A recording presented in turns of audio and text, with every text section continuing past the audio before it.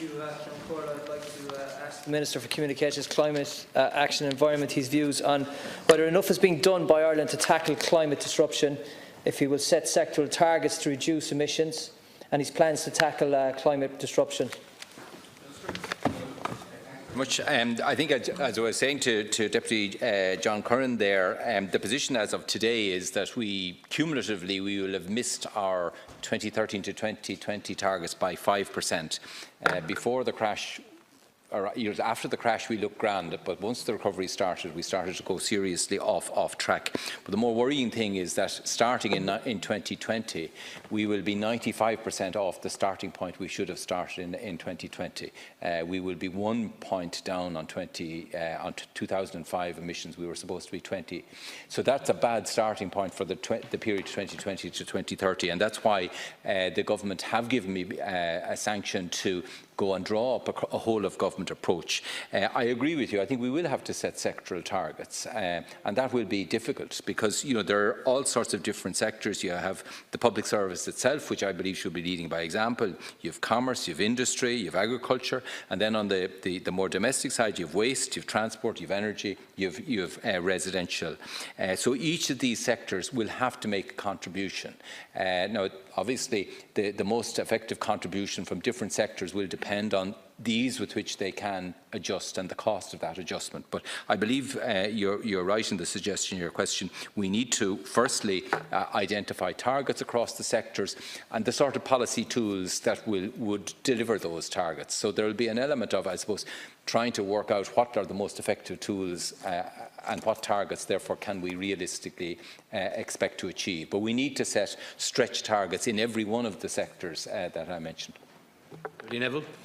Thank you, Minister, and thank you for your reply.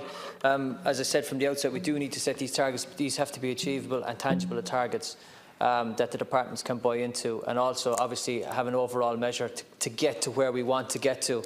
As you said yourself, we will be 95% behind, which is we're coming from a very, very low base and a very low start in relation to this. And I sit on the Climate Change Committee or the Climate Action Committee as well, like some of my colleagues here, and we've had some tours and everything of where efficiencies can be made. But we've also got to be mindful that when we are making these decisions of where we need to go to, that we have set up the alternatives for these particular industries. And I speak of note for the industry of agriculture, which is one of our major industries, if not the major natural resource that we have in the country. And when we're approaching that subject and approaching that issue, I'm hearing a lot going around in the debate that we have to look at viable alternatives for this sector to be able to help them to move, and also be mindful of the fact that the agricultural sector is the most carbon efficient in the EU from a dairy perspective, and I think in the beef it's in the top 5. So, by stating that production has to keep it where it's at because the demand is there, and we don't want that production to move to offshore places that are not as carbon efficient. So we have to be mindful of all these, and I believe, and as I've communicated to you before, that communication and a communication strategy is going to be key in implementing this as well. So I'd like to know, Minister, what would be the communication trajectory in relation to this? Minister, briefly, please.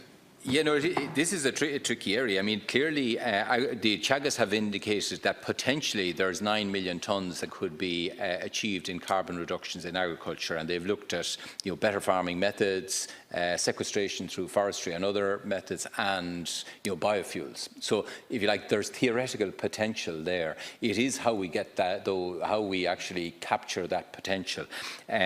You're right to say that I think that the Irish beef sector is roughly 10% more efficient in carbon terms than the rest of Europe. Much better actually in milk. It's about 33% in milk and pork and chicken. So we have an edge, but the system, the non-ETS targets, if you like, don't give us credit for that. You'd have to move agriculture into the ETS sector to get credits, because that's the way agriculture has not been put into that cap and trade part of the system. So we have to work with developing initiatives that could see us realising those theoretical gains that are coming, that have been outlined by Teagasc. Clearly, the size of the herd is going to be a factor because the herd size is very significant in this.